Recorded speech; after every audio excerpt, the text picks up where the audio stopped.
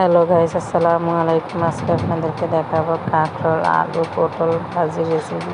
খুব সহজে আপনারা এইভাবে ভাজি করে, যদি পাতলা ডাল থাকে ঘরে, এইভাবে ভাজি করে আপনারা পাতলা ডাল দিয়ে গরম গরম ভাত খেতে পারেন। খুবই মজাদার। এইভাবে আপনারা একবার হলেও বাসায় বানিয়ে দেখবেন। আমি প্রথমে হলুদ গুঁড়ো মরিচের গুঁড়ো লবণ দিয়ে মিনিট করে রেখেছি। তারপরে ফ্রাই প্যান দিয়ে তেল দিয়েছি।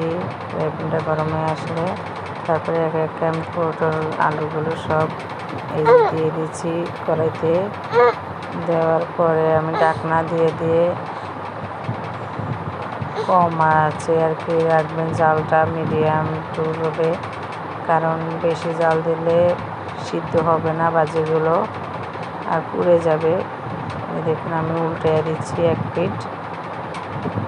উল্টানো হয়ে গেলে আমি আবার ঢাকনা দিয়ে ঢেকে রেখে দিব। আপনারা একবার হলে এইভাবে বাসায়, খুব সময় লাগে না বেশিক্ষণ। দেখা গেছে আমরা মধ্যবিত্ত ফ্যামিলি, যখন বাসায় কিছু থাকে না, শুধু ডাল থাকে, তখন এইভাবে ভাজি করে আর কি, যদি আলু পটল কাঁকরোল এইভাবে ভাজি করে গরম ভাত খেয়ে থাকে। আপনারা অবশ্যই ট্রাই করবেন। এই যে দেখুন আমার কিন্তু ভাজিগুলো খুব সুন্দরভাবে হয়ে গেছে।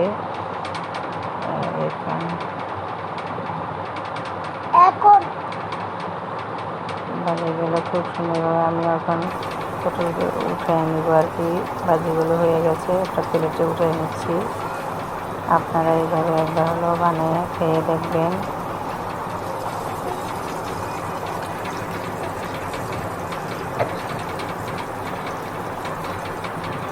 আপনাদের যদি ভালো লাগে অবশ্যই লাইক শেয়ার সাবস্ক্রাইব করে দেবেন, আর ভিডিওটা পুরোটা দেখে যাবেন।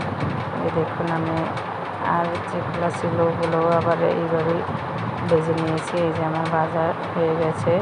সবাইকে ধন্যবাদ জানিয়ে বিদায় নিচ্ছি। সবাই ভালো থাকুন, সুস্থ থাকুন। আল্লাহ হাফেজ।